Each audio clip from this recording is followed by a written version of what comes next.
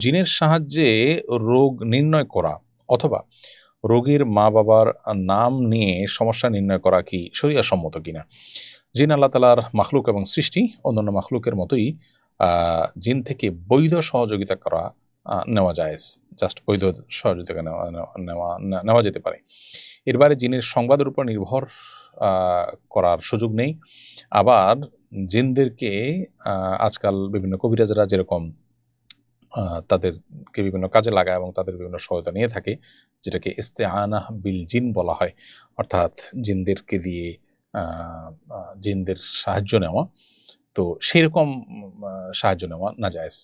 আ মৌলিকভাবে একজন মানুষ সাধারণ মানুষ থেকে সাহায্য নেওয়ার মতো সাহায্য নেওয়া ঠিক আছে। কিন্তু তাকে দিয়ে তার যে আল্লাহ তাআলা একটা বিশেষ শক্তি দিছে সেটা দিয়ে সে আপনাকে বলল, অমুক জায়গায় এটা হচ্ছে, সে একটু দূরে দেখতে পায়, সে তথ্য আপনাকে দিল, গায়েব জানার মতো। এরকম বিষয়গুলো তাদের সহযোগিতা নেওয়া জায়েজ নয়।